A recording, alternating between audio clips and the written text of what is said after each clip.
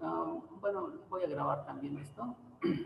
Quiero hacer unas observaciones sobre sus tareas que me han estado enviando.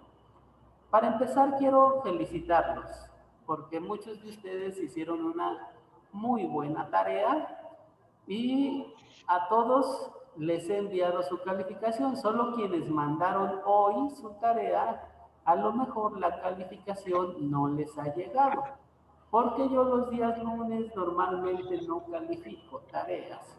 Les va a llegar hasta el día de mañana, quizá hoy en la noche, ¿sí? Porque los lunes es cuando preparo materiales para las clases.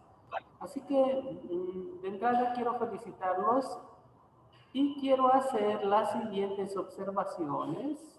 Buenas noches, pastor. Buenas noches, mi hermano. Bienvenido, qué bueno que está aquí. Confírmenme que ven mi pantalla. Buenas noches, bendiciones. Bendiciones, buenas noches, bienvenido. Gracias a Dios que está aquí. Confírmenme que ven mi pantalla. ¿Sí la ven?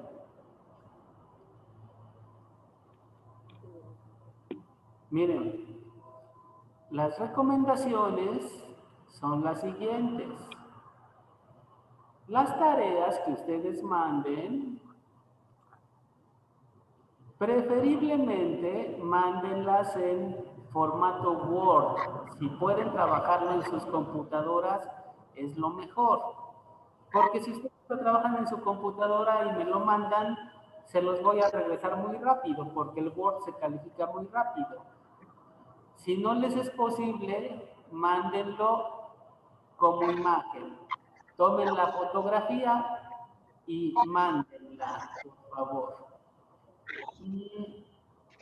El PDF es muy difícil de calificar porque si ustedes me mandan un PDF yo tengo que convertirlo a otro formato para poder calificarlo y luego tengo que volver a convertirlo a PDF y tarda más. Así que si pueden enviarlo en imagen, la foto solita siempre va a ser mejor que el PDF. Si pueden, si no, no hay ningún problema, ¿eh? Quien quiera seguir mandándolo en PDF lo puede hacer, solo que su calificación va a tardar un poquito más en llegar, pero no hay problema quien quiera hacerlo en PDF, pero es más recomendable mandar la foto que mandar el PDF, ¿sí? Una segunda recomendación, las tareas atrasadas, la calificación máxima que saca una tarea atrasada es de 6, ¿sí? Si por ejemplo el día de hoy terminando la clase alguien me manda la tarea de la semana pasada, esa ya es una tarea atrasada. Esa tarea ya no puede sacar 10. Aunque vengan todas las preguntas bien contestadas, está entregando su tarea tarde. Y como está entregando su tarea tarde, su calificación máxima que puede sacar es 6. ¿Sí? Entonces, por favor, manden sus tareas de manera puntual. ¿Cómo podemos sacar más calificación, aumentar nuestra calificación? El que se conecta a la clase saca más calificación que el que ve la grabación, ¿sí?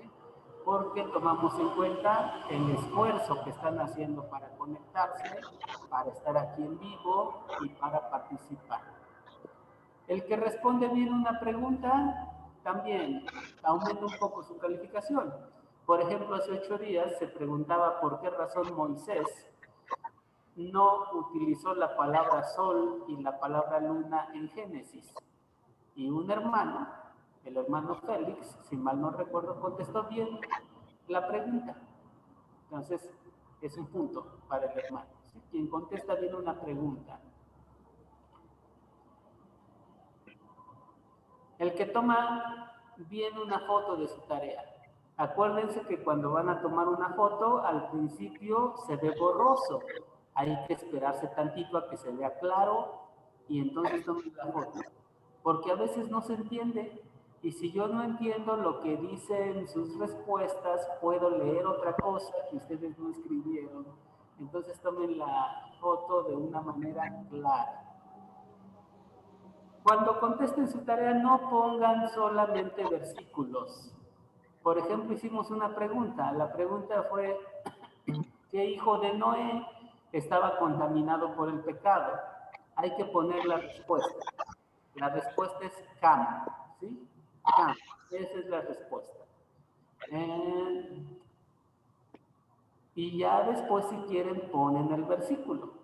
Pero no pongan puros versículos. Pongan primero la respuesta bien y si quieren, después el versículo. No son necesarios los términos hebreos. Cuando preguntamos cómo se llama el libro de Génesis, no tienen que poner la palabra hebrea. Si quieren ponerla, lo pueden hacer, pero no es necesario. ¿Sí? Con que pongan en la Biblia hebrea, el libro de Génesis significa, se llama en el principio, así, aunque no pongan Bereshit o lo demás, ¿verdad? O sea, no es necesario. Y nada más sería, nada más eso, nuestras observaciones para que vayan bien claritas sus clases. ¿Sí? ¿Está bien?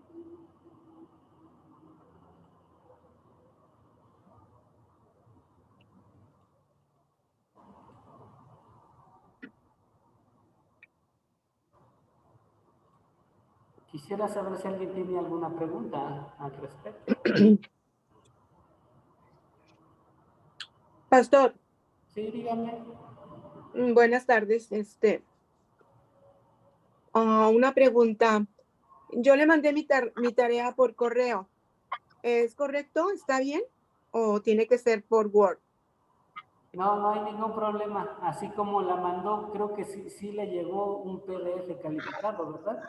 Sí me llegó, profesor. Sí, muchas gracias. Sí, no hay ningún Pero problema. Pueden mandarlas por correo electrónico, incluso por WhatsApp, si quieren pasar todas las preguntas y responderlas por WhatsApp. Es más difícil, pero también como mensajes de WhatsApp lo pueden hacer. Aquí ustedes pueden mandarlas como ustedes gusten y yo se las voy a calificar y se las voy a regresar. ¿Sí? sí, se me facilita más por correo, si usted me lo permite. Sí, lo que a ustedes más se les facilite, así háganlo. Por mí no se preocupen, ¿sale? Ok, Estas han muchas sido gracias, pastor. recomendaciones, pero ustedes así háganlo. ¿Alguien más tiene otro comentario? Sí, Benjamín, por favor. Gracias, hermano. Buenas noches de nuevo. Es tan amable, para mí es importante, por favor, cuando envíe la tarea, confirmar el recibido.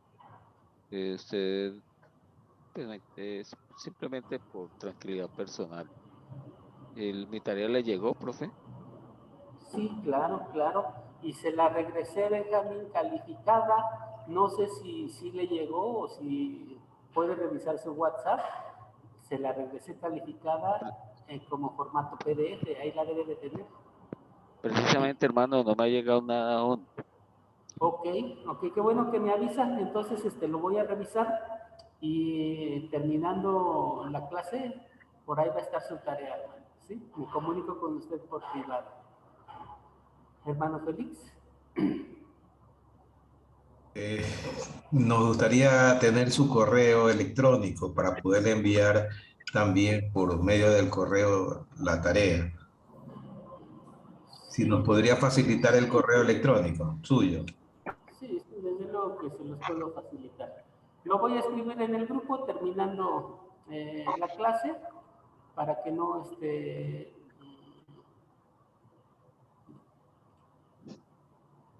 ¿cómo les diré?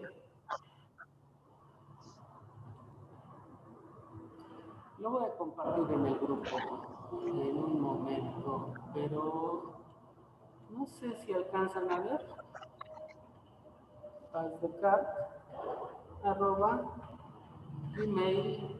pazdecat@gmail.com. Quien quiera anotarlo de una vez, ese es mi correo electrónico. Y ahí me pueden enviar también sus tareas, ¿sí?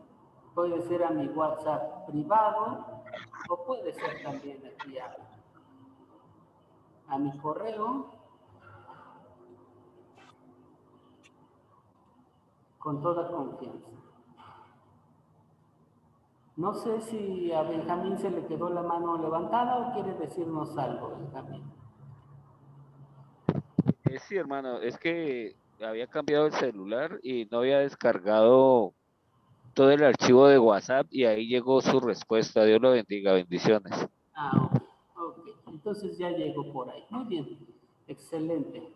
Y si alguien envió tarea y no le llega la calificación, por favor recuérdeme, mándenme un mensaje y díganme, hermano, no me ha llegado mi calificación, porque a veces por ahí se pasa uno algunos mensajes, ¿verdad? Así que con toda confianza, mándenme un mensaje y díganme. Gracias, hermanos. Que Dios los bendiga a todos. ¿Alcanzan a ver mi pantalla? ¿Ven aquí en donde dice libro de Éxodo? ¿Me pueden confirmar si ven, por favor? ¿Sí se ve? Ok, gracias, Virginia, gracias. Gracias a todos. El día de hoy nos toca ver de Éxodo hasta Deuteronomio. El libro de Éxodo en la Biblia hebrea se llama Shemot. Be significa y, L significa estos y Shemot significa son los nombres. Be Shemot significa y estos son los nombres. Así se llama el libro de Éxodo en la Biblia hebrea. Como ustedes saben, la Biblia hebrea se tradujo al griego antes de Cristo en una versión llamada la Septuaginta. Y en esa versión, al libro de Éxodo, a este libro se le dio el nombre de Éxodo. Éxodo en griego significa salida. Se compone de dos términos, ex, que significa fuera, y odos, que significa camino. Literalmente fuera del camino, pero todo junto significa salida. ¿Cómo vamos a dividir el libro del Éxodo? El libro del Éxodo nos habla en primer lugar de la salida de Egipto, nos habla del pacto de Dios con Israel y nos habla de algunos instrumentos que había de haber en el pacto. ¿Sí? Esa sería nuestra división. Recuerden que estas diapositivas se las voy a enviar, las voy a subir al grupo para que las tengan. Así que pueden ir anotando solo lo más esencial. Veamos la primera parte.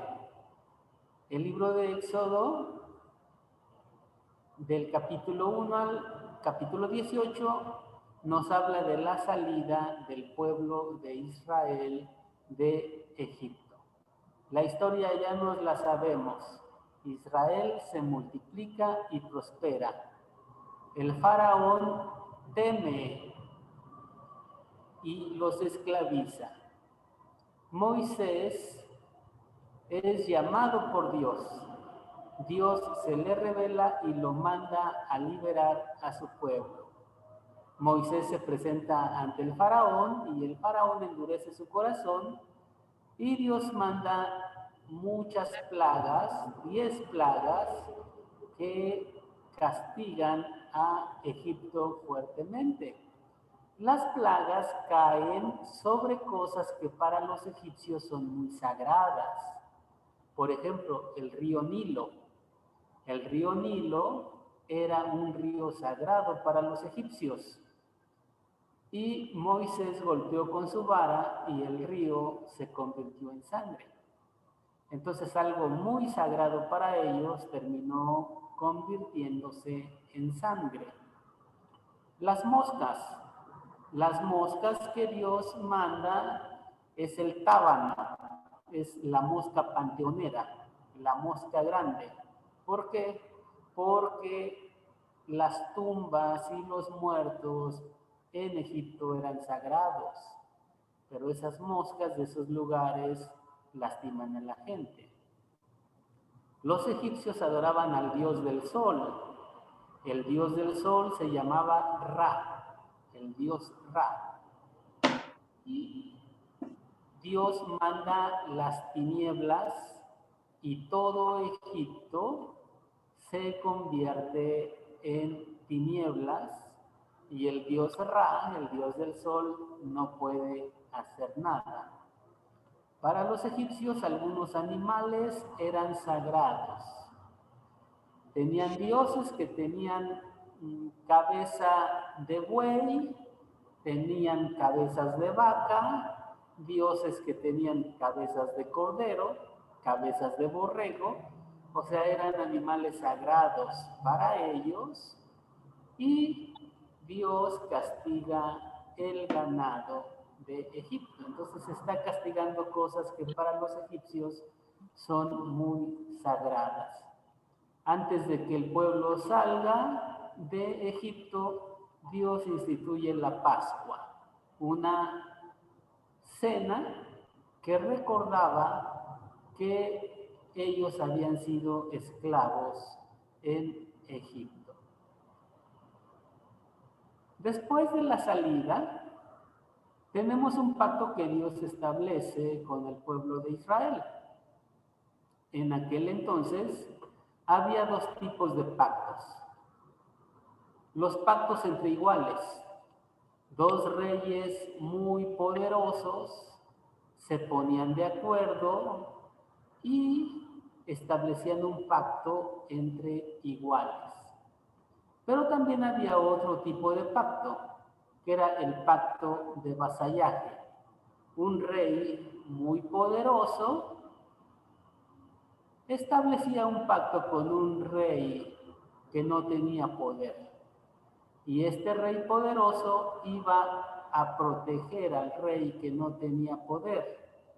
Pero el rey que no tenía poder tenía que ser leal, tenía que ser leal al rey poderoso.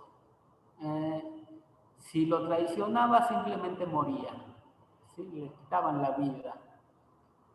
El pacto que Dios establece con su pueblo, desde luego, no es un pacto entre iguales, es un pacto de vasallaje. Dios Todopoderoso saca al pueblo esclavizado y establece un pacto con ellos. Los pactos tenían sus estatutos y este pacto que Dios establece con Israel tiene sus mandamientos. Están sintetizados en los 10 mandamientos.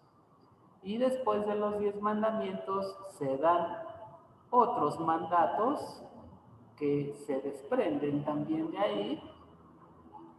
Y la forma en la que clasificamos las leyes, esto ya ustedes lo vieron en un curso de Academia Cristo, las clasificamos como leyes civiles, aquellas que nos hablan de la convivencia entre los pueblos y entre las personas. Se clasifican en leyes rituales, aquellas que hablan sobre cómo presentar un sacrificio, las fiestas, los rituales.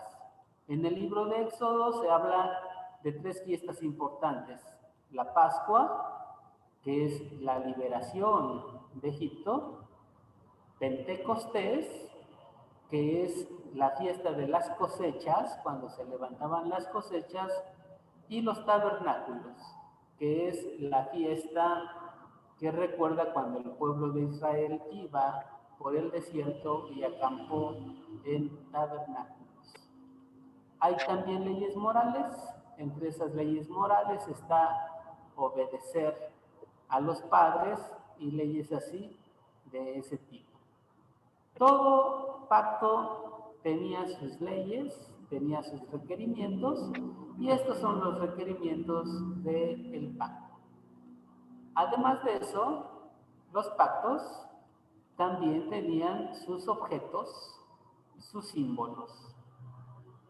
Y el símbolo que tenemos aquí es el arca. En el libro de Éxodo, Dios manda que se construya un tabernáculo, que es el tabernáculo de reunión, que es en donde Dios se va a reunir con su pueblo. ¿Cómo se dividía entonces el tabernáculo? El tabernáculo se dividía en un atrio. Todo lo que está aquí afuera es el atrio del tabernáculo. Y la casita que está hasta acá, ese es el tabernáculo. Entonces Dios mandó que hubiera un atrio y que hubiera un tabernáculo, ¿sí? Las dos cosas. Aquí en el atrio, que era el patio al aire libre, había un altar. Este altar se conoce como el altar de los sacrificios o el altar de los holocaustos. Y había una fuente. Esta fuente era un recipiente de agua para que los sacerdotes ahí se lavaran y se purificaran antes de ofrecer el sacrificio. Todo esto estaba afuera del tabernáculo.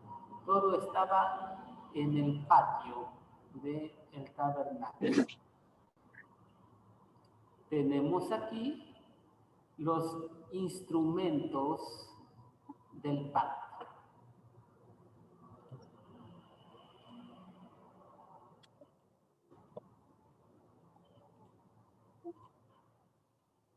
Este que está aquí es el altar de los holocaustos. Aquí se ponía la víctima y aquí se quemaba.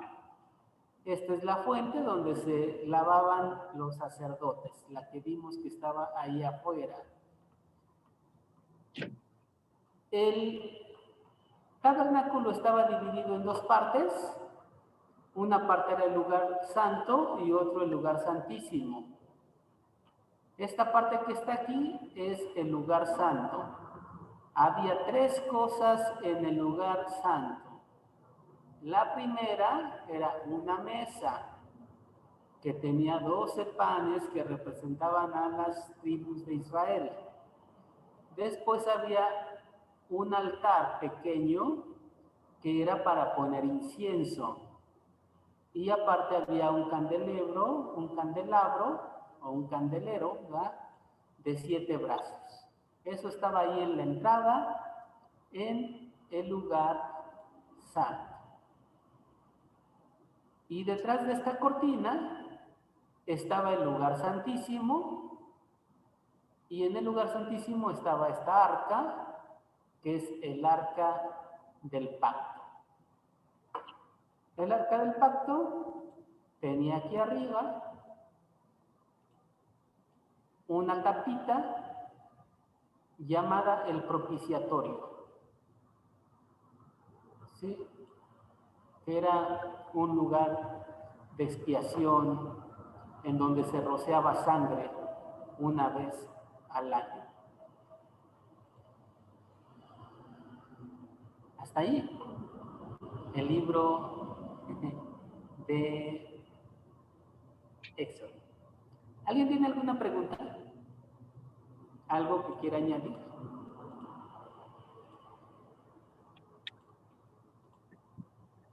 ¿Sandra quiere decir algo o no? No, pastor. Ok, no. No, gracias. Nada. Muy bien. Sí, Rafael Hermosilla, por favor. Yo tengo una pregunta Sí, claro. con relación al tabernáculo que se dividía en dos partes, lugar santo y lugar santísimo. ¿Cuál es la diferencia entre el lugar santo y el lugar santísimo? En el lugar santo, que es este, el sacerdote entraba todos los días a cambiar los panes, a poner las lámparas, las velas que iban aquí arriba, y entraba a ofrecer el incienso todos los días. Pero el lugar santísimo era el lugar de la expiación. Ahí el sumo sacerdote entraba nada más una vez al año y rociaba un poquito de sangre en la tapa del arca Y de esa manera era el sacrificio por el pueblo, por la expiación del pueblo. Entonces, el lugar santísimo era para la expiación y el lugar santo era para la adoración cotidiana de todos los días. ¿Sí, Rafael? Ok, pastor, muchísimas gracias. Muy bien. ¿Alguien más quiere hacer alguna otra pregunta? Bien, si no, seguimos. Yo, pastor. ¿Y Viviana, por favor? Sí, la importancia del velo, de la cortina, que era ancha y que separaba del lugar santísimo, donde estaba el arca del lugar santo, que eso es lo que después Cristo la parte y nos da lugar por intermediario de él a llegar al Padre. Dentro del tabernáculo yo creo que esa también es una parte importantísima de la cortina. Sí, desde luego que sí. Gracias por su comentario. Félix, díganos. Una pregunta que quería hacerle. El tabernáculo, o sea, el lugar de que se hacen los sacrificios y las ofrendas, es diferente a lo que tuvieron después en Jerusalén, que fue construido por Salomón. El templo y lo que tenían en el desierto eran la misma división, las mismas características, o eran diferentes. Y ya a la hora de hacer el templo, la división interna es la misma. Hay un atrio afuera donde se ofrecen los sacrificios. Dentro del templo hay un lugar santo y un lugar santísimo, o sea, está en la misma estructura. Y está un velo dividiendo el lugar santo del lugar santísimo. Lo que ya no hay van a ser cortinas alrededor, porque ya es un templo, ya lo que va a haber son pues ladrillos y madera y todo este tipo de cosas, ¿verdad? Pero la estructura interna es la misma, y esa se siguió conservando. Lo vamos a ver cuando lleguemos al libro de los Reyes. Gracias. Okay. Muy bien. Sí, ya no tenemos más. A ver, Katia, ¿quería decir algo? Sí, solamente añadir algo. En la cortina del Santísimo, si no me equivoco, están bordados ángeles, simulando que ahí es el lugar donde estaba Dios y donde los ángeles nos están mirando. Ok, sí, gracias. Gracias, hermana. Sí, muy bien. Hermano Sergio. Gracias. En el altar de sacrificios, si no me equivoco, era dependiendo los pecados que se podían tener, cómo se sacrificaban los animales. Porque si no me equivoco, habían becerros, carneros, y siempre se elegía el macho cabrío, el más joven. Y cuando, si no me equivoco, en el arca del pacto se rociaba la sangre, porque se estaba pidiendo inconscientemente la sangre del cordero, que simulaba la sangre de Cristo. Sí, Y claro. y las tórtolas iba a depender de los pecados que tuviera el pueblo, cómo se iban quemando las ofrendas. Así es. Gracias, hermano Sergio. Muy bien.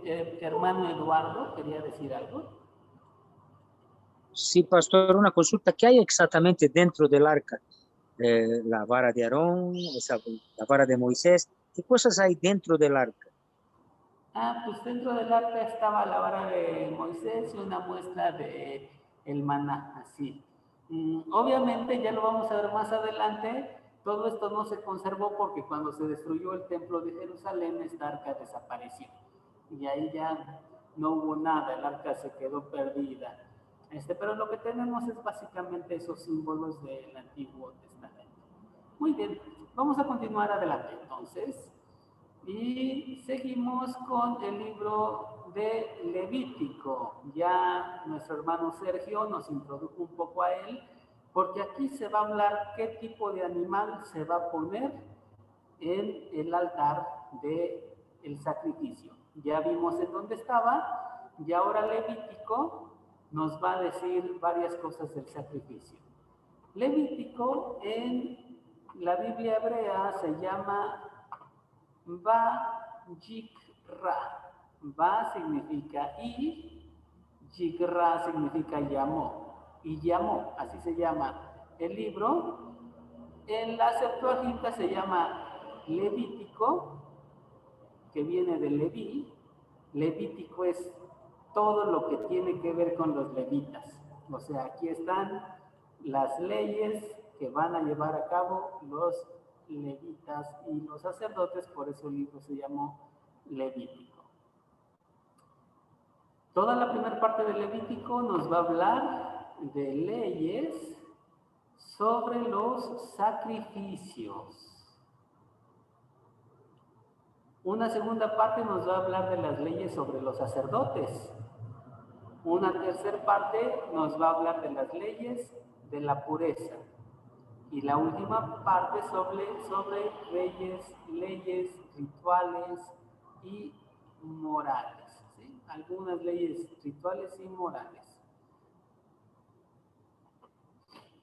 Los sacrificios podían ser de ganado mayor.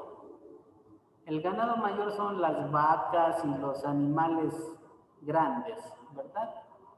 El ganado menor, pues son los corderos, las ovejas y ese tipo de cosas. Y también había holocaustos de aves. También se tomaban pichones y se ofrecían. Dependiendo de quién hubiera pecado, así era lo que también se iba ofreciendo. Por ejemplo, si pecaba un príncipe, ofrecía un tipo de sacrificio. Si pecaba un sacerdote, variaba un poquito el sacrificio. Y si era el rey el que pecaba, variaba también un poco el sacrificio, iba variando. Un cordero, un carnero, un macho cabrío, así dependiendo de quién lo ofrecía. Ahora, esta palabra holocausto, que simplemente significa pues sacrificar algo, ¿verdad? Pero nuestra palabra holocausto se compone de holos, que significa todo, y caustos, que significa quemado. Holocausto significa todo quemado, entonces es un sacrificio que se quema completamente. Pero el holocausto podía ser una expiación. ¿Qué es una expiación? Pues una expiación es una ofrenda por el pecado. Es una ofrenda porque alguien cometió un pecado. El holocausto podía ser holocausto por una expiación, por expiación. También podía ser un holocausto de paz, un sacrificio de paz. Cuando se ofrecía un sacrificio de paz, pues el sacrificio de paz era por pura devoción. Esa persona no había pecado, pero amaba mucho a Dios y simplemente quería ofrecer un sacrificio para Dios. Y así ofrecía su sacrificio de paz. También nos va a decir sobre las oblaciones. ¿Cuáles son las oblaciones? Son las ofrendas vegetales. Se tomaba un poco de harina de trigo, se hacía una torta con esa harina de trigo, se amasaba con aceite, se llevaba al altar de los holocaustos y ahí se ponía y ahí ardía y subía como un olor fragante delante de Dios, ¿no? Entonces lo que nos va a decir Levítico son la forma de ofrecer los sacrificios, qué tipos de sacrificios son, qué tipo de animales son los que se van a ofrecer. Nos habla también Levítico de las leyes sobre los sacerdotes. ¿Qué vestiduras tienen que usarse para un sacerdote? El sacerdote no se podía poner cualquier vestidura, tenía que ponerse vestiduras especiales. La consagración de los sacerdotes y las labores, las actividades de los sacerdotes. Hay que hacer una diferencia porque no todos los levitas eran sacerdotes. Los sacerdotes eran los descendientes de Aarón y todos los demás levitas eran ayudantes. Leví tuvo 3 hijos, Coat, Merari y Gerson, y esos van a ser los que van a servir en el santuario, pero los sacerdotes son los que se hacen cargo del sacrificio, ¿sí? No son iguales los levitas y los sacerdotes, son diferentes. Dicho en términos modernos, los levitas serían los ayudantes de los sacerdotes, vamos a decirlo de esa manera, ¿no? Y finalmente se habla de diversas leyes, se castiga la blasfemia, se habla de un año de reposo que se debe de guardar, se habla de los primogénitos que van a ser sustituidos por los levitas, y bueno, son una serie de diversas leyes, y pues ustedes saben, es un libro un poco difícil de leer por su lenguaje y todo lo que trae leyes de pureza. Esas leyes de pureza tienen que ver con no tocar ciertas cosas porque se queda impura la persona. Como bien lo dijo Sergio y como bien lo dijeron algunos de nuestros hermanos, los sacrificios a quien apuntan, nos va a decir la epístola a los Hebreos, hacia Jesucristo, hacia el máximo sacrificio que iba a venir. El día de la expiación, ¿a qué apuntaba? A la expiación realizada por Jesucristo. Todos estos eran símbolos, imágenes de lo que había de venir, que iba a ser la verdadera expiación, y de eso nos habla el libro de Levítico. Y pasaremos a Números, pero antes quisiera saber si alguien quiere hacer un comentario sobre Levítico, por favor. ¿Hay alguien que quiera añadir, preguntar o decir algo sobre el libro de Levítico?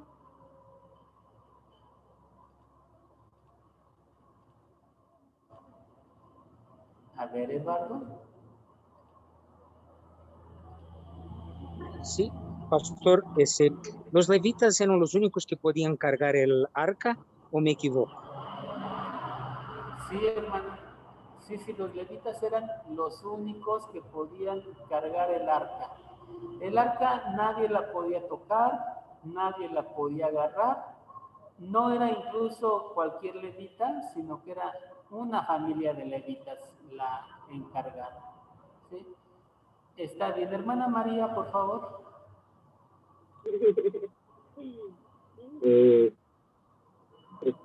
Buenas noches. Hoy en día han confundido el levita, los que están en el altar tocando instrumentos, han puesto como levita a los músicos. Y es totalmente diferente a lo que estamos viendo hoy en día conforme a la palabra, ¿verdad? Hermano, no alcanzo a entender bien lo que me dice. No sé si alguno de mis hermanos escuchó y me podría decir más o menos cuál fue la pregunta, o no alcanzaron a escuchar. No, Virginia tampoco escuchó. No escuché, no lo escucharon los demás. A ver, vamos a escuchar otro comentario y ahorita regresamos. A ver, Virginia, díganos. Virginia, si gusta participar.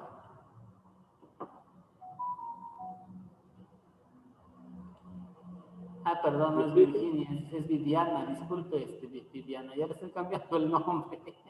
No importa. No, quería hacer una pregunta sobre los levitas, si no tengo malentendido yo. Que los levitas no tenían heredad de tierra, no tenían ni ganado, y que ellos tenían que vivir de las ofrendas del pueblo, y después de ahí sale el diezmo para los levitas y las ofrendas para los levitas. ¿Puede ser? Que ellos tenían que vivir del pueblo, porque ellos no tenían heredad, no tenían tierra. Solamente se consagraban a lo que era el templo y a las ceremonias del templo. Ellos tenían que andar sirviendo por todo el país de Israel. Es como un sacerdote hoy en día o como un pastor, no se queda en un solo lugar, tiene que andar por muchos lugares. Así que los levitas no tenían una tierra específica, ganaban por todos lados. Sí, hermano, está muy bien lo que dijo. Gracias, hermano Félix. Gracias a usted. En Levítico dice que de la familia de Aarón solamente podían ejercer el sacerdocio. En la actualidad todavía persiste los sacerdotes, o sea, los descendientes de Aarón, o ya ellos fueron con la diáspora y con lo que eliminaron, ellos pudieron sobrevivir o ya desaparecieron los descendientes de Aarón. Esa es una muy buena pregunta, hermano. En los tiempos de Jesucristo nosotros vemos que todavía había sacerdotes. Sin embargo, los sacerdotes fueron siendo intrascendentes. ¿Por qué razón? Porque se destruyó el templo y ya no se ofrecían sacrificios. Entonces, como el templo estaba destruido y ya no se hacían sacrificios, pues el sacerdote ya no tenía razón de ser. Y quienes comenzaron a ocupar el lugar en la dirección del pueblo hebreo fueron los rabinos. Y ellos interpretaban la ley y fueron las personas que terminaron ocupando el puesto de religioso más importante, porque como ya no hubo templo, pues ya no hubo sacrificio y ya no fue necesario el sacerdote. A ver, hermano Sergio, ¿quieres decirnos algo? Sí, todo el tabernáculo, incluso hasta el pectoral de los levitas, reunían a las 12 tribus de Israel, porque el pectoral tenía 12 piedras. Y entonces la pregunta es, si al tener el tabernáculo mencionaba las 12 tribus de Israel, cuando estableció nuestro Señor en la tierra Jesús, ¿las 12 tribus de Israel siguieron congregadas por parte o se mezclaron? Y después, por lo que habla el profeta Isaías, que se va a juntar el pequeño remanente para juntar las 12 tribus de Israel. No, miren, lo que sucedió fue que en el tiempo de los reyes, el pueblo de Israel se dividió en dos y quedó el reino del norte con 10 tribus y el reino del sur con 2 tribus. Eso, y cada quien tuvo su rey. Pero en el año 722, un pueblo llamado los asirios llegaron y destruyeron todo el reino del norte y se llevaron a todas las tribus del norte. Algunos pocos del norte se fueron a vivir al sur, pero todo el reino del norte, todas las tribus del norte desaparecieron. Cuando Jesucristo vino a este mundo ya no existían las tribus del norte. Había en Judá alguna que otra persona que escapó del norte y conservaba o sabía que descendía de alguna de esas tribus, pero en los tiempos de Jesús ya nada más existía Judá. La tribu de Judá y la de Benjamín, que estaban unidas, pero todo el reino del norte desapareció porque los asirios se los llevaron como esclavos y por allá desaparecieron. A ver, ¿alguien más tiene otro comentario? Es que justamente entiendo la pregunta, perdón, porque las piedras de los levitas estaban escritas las 12 tribus. Sí. Incluso estaban dentro del templo, estaban escritas las 12 tribus, y en las piedras de onice también estaban escritas los nombres de las 12 tribus de Israel. Porque cada color de piedra representaba un color de la descendencia y un color de tribu. Entonces, si bien se dividió y se extinguió, pero en las piedras seguían estando el nombre de las 12 tribus. Sí, sí, claro.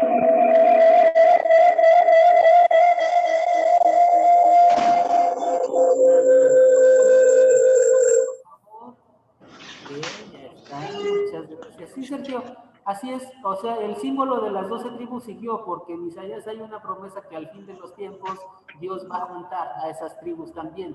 Así que sí, las piedras siguieron y los símbolos de las 12 tribus siguieron, aun cuando las tribus están desaparecidas. ¿Quién más? A ver, vamos rápido para continuar. ¿Alguien más quiere decir algo?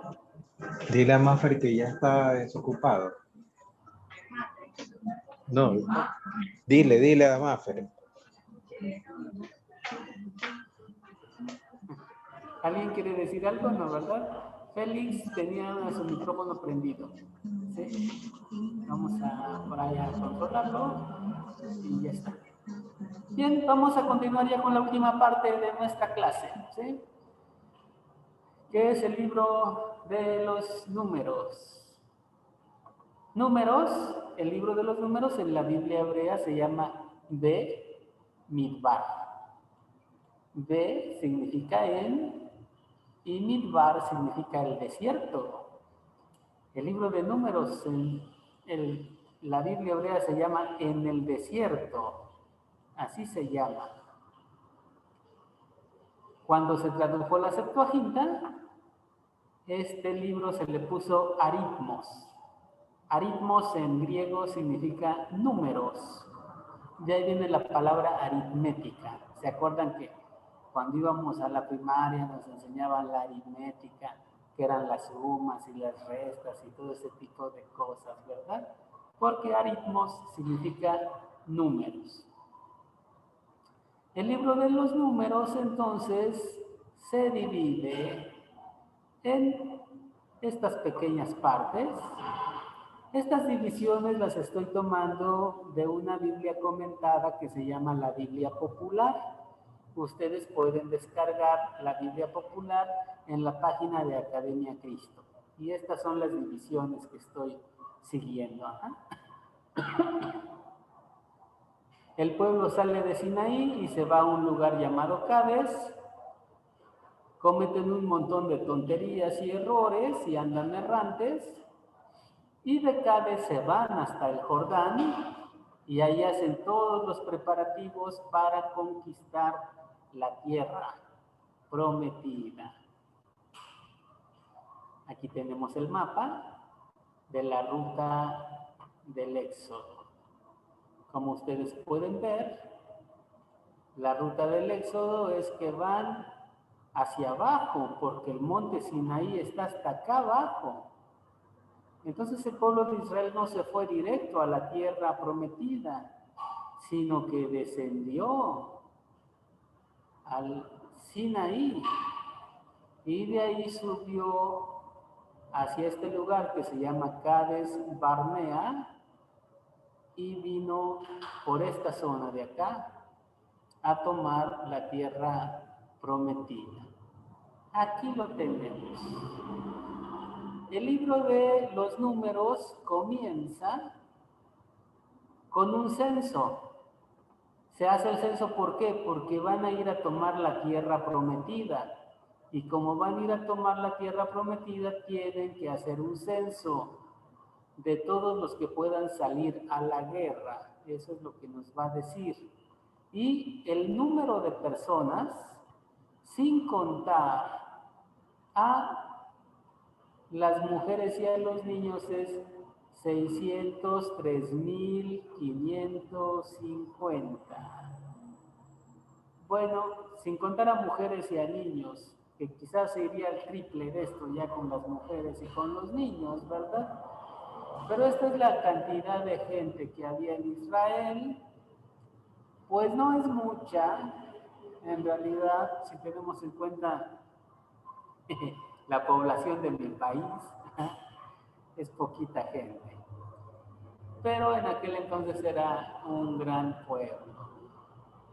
Ahora, cuando el pueblo de Israel iba por el desierto, tenían una forma de organizarse. No se podían poner a acampar como ellos querían, sino que había una regla para acampar. ¿Cuál era esa regla? El tabernáculo tenía que estar en medio. Alrededor del tabernáculo estaban los levitas. Y alrededor de los levitas y del tabernáculo estaban las tribus. De un lado, 3 tribus, del otro lado, 3 tribus, del otro, 3 tribus, y del otro, 3 tribus. Así era como estaba. ordenado el campamento. No era como ellos querían. Esta sería la forma. Leví tuvo 3 hijos y ellos fueron los levitas. Merari, Gersón y Coat. Eran los 3 hijos de Leví. Y así se dividían los levitas. Los levitas de Merari, los levitas de Gersón y los levitas de Coat. Así era como se dividían. Las tribus acampaban alrededor. La tribu de Aser, de Dan y Neftalí iban juntas de un lado, Benjamín, Efraín y Manasés de otro lado, Isaacar, Judá y Zabulón de otro lado, Gad, Rubén y Simeón de otro lado. Se tenían que ir bien agrupados, no podían ir todos desordenados por el desierto y acampando donde quisieran, sino que tenían que ir bien organizados mientras caminaban y bien organizados mientras salían. Después del censo hay unos años de mucha inestabilidad y de muchos problemas. ¿Por qué razón? Porque hay muchas rebeliones en contra de Moisés, muchas murmuraciones, porque hay mucho desánimo para conquistar la tierra prometida. Van y se dan cuenta de que hay personas muy grandes y hay quienes desaniman al pueblo, y ya se saben ustedes esa historia. Las personas que se hacen cargo de las cosas más santas se pelean con Moisés porque ellos quieren dirigir también al pueblo. Hay falta de agua y altercan duramente con Moisés, salen a pelear y los derrotan y quedan completamente derrotados. O sea, hay muchos problemas en el libro de Levítico, mucha murmuración y un tiempo de mucha inestabilidad. Pero después de esto, ellos llegan al Jordán, y cuando llegan al Jordán, comienzan a ganar ya algunas batallas, y en el libro de Números, estas 2 tribus, la tribu de Gad y la tribu de Rubén, toman su tierra prometida. Toman su tierra prometida.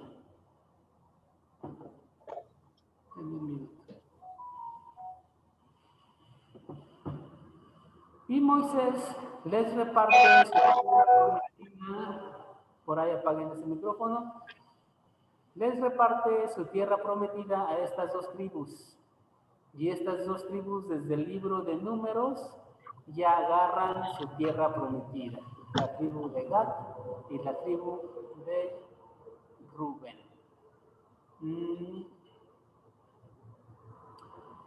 Básicamente sería hasta ahí. Y el libro de Deuteronomio, en hebreo se llama Ele, significa estas. Hadebarim son las palabras.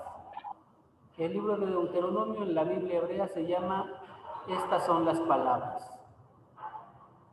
En la Septuaginta se llama Deuteronomio porque Deutero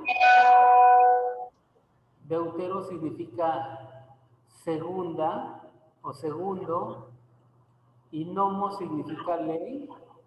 Deuteronomio significa ley.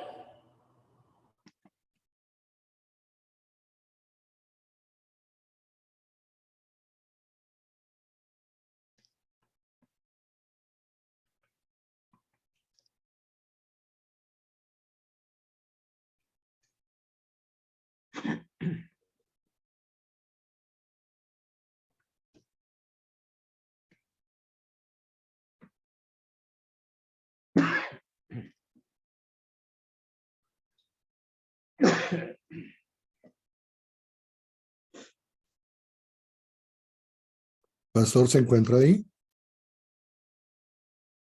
Creo que se le ha cortado. Está paralizada su imagen.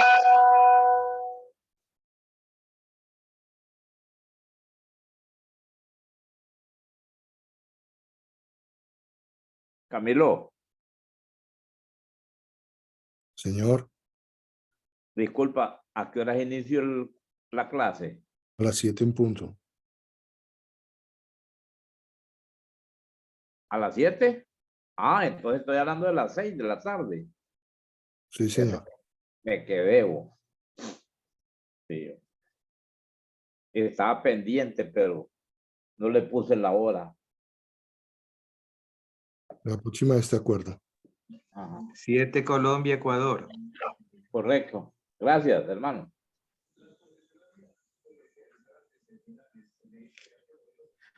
Se desconectó el pastor. Tengo que esperar Sí. que se va a conectar.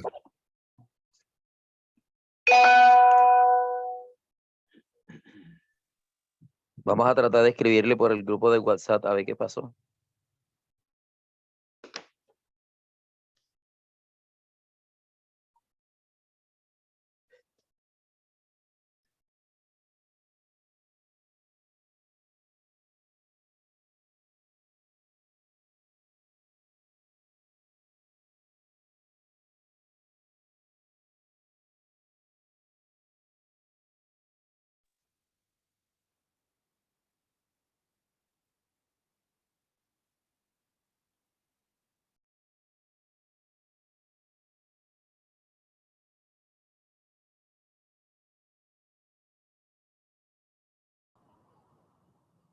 Y bueno, cosas que pasan, ¿verdad? Y Profesor. Sí, ¿qué pasó? Se perdió la conexión, ¿verdad? Qué bueno que está con nosotros de nuevo, hermano Artemio. Recuerde grabar la segunda parte. Sí, claro. A lo mejor se fue la señal. Sí, se fue la señal, pero la grabación continúa. Ahí está. Bueno, hermanos, lo que les estaba diciendo es básicamente que el libro de Deuteronomio platica las mismas historias que están en Números y que están en Éxodo, pero ahora el que las está platicando es Moisés. Por ejemplo, en Números dice, y salieron de tal lugar y fueron a tal lugar y el pueblo protestó. Y Deuteronomio dice, y salimos de tal lugar y fuimos a tal lugar y ustedes protestaron contra mí y me pidieron que sacara agua. El que está narrando la historia en Deuteronomio es Moisés, sí, pero es la misma historia que está en Números y que está en Éxodo. Esa sería la diferencia.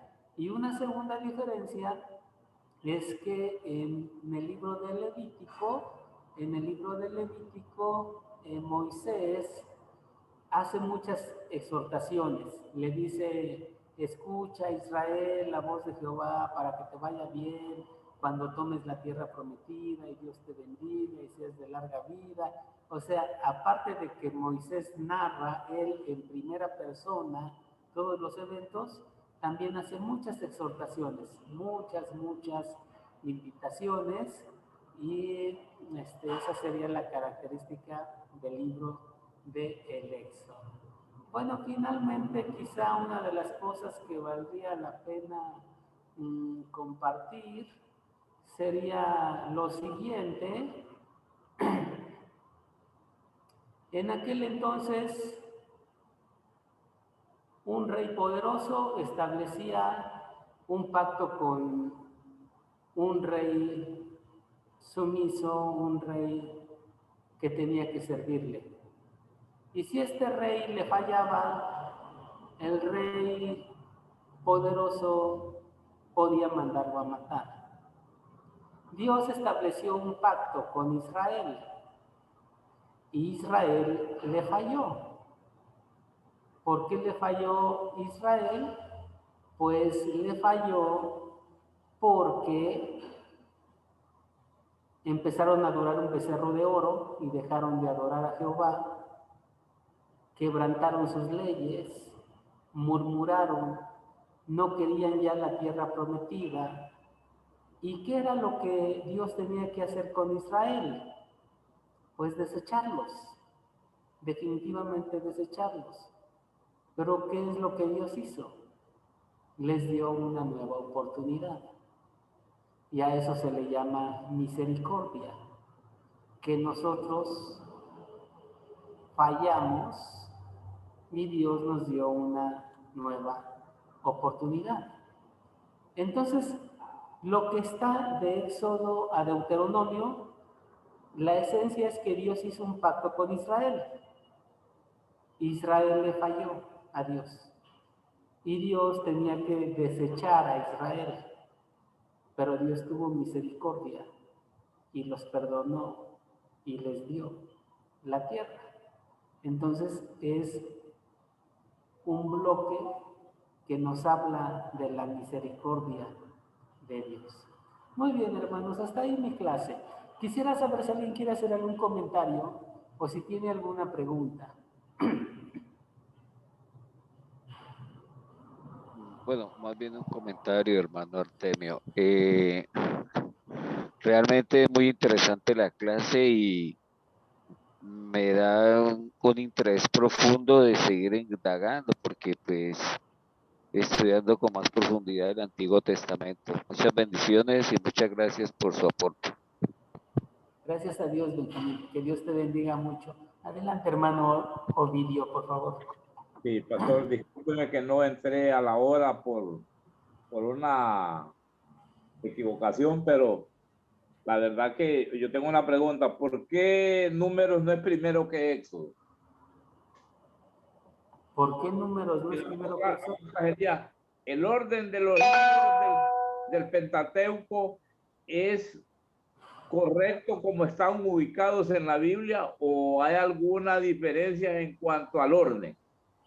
No, así como está es correcto, porque si usted ve en Números, ya nos habla de cómo el pueblo ya está llegando a la tierra prometida y ya incluso se reparten algunas tribus parte de la tierra prometida. Y en Éxodo, pues Éxodo significa salida, es cuando recién salieron de Egipto.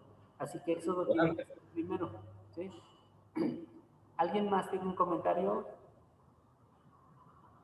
Bueno, que Dios los bendiga. Miren, antes de que empezara la clase, di unas directrices sobre las tareas, ¿sí? ¿Cómo deben de venir las tareas? Los felicito porque muchos de ustedes hicieron muy buenas tareas, otros no tanto, ya les puse ahí sus observaciones, pero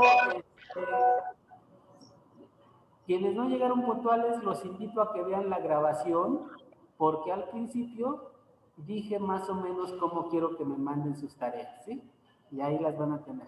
Entonces, en unos momentos les va a llegar la grabación, les va a llegar las diapositivas que presenté y les va a llegar el cuestionario. Son 16 preguntas, está un poquito más extenso que el anterior.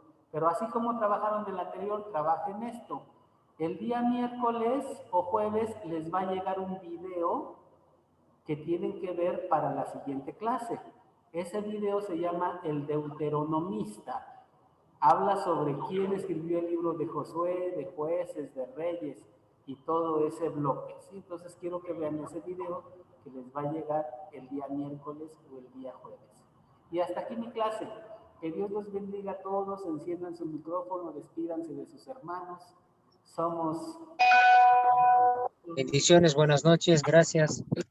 Buenas noches, bendiciones para todos. Dios los bendiga. Bendiciones, buenas noches, bendiciones a todos. Bendiciones, mi hermano. Buenas Gracias por la noches, clase. hermanos. Excelente. Gloria a Dios.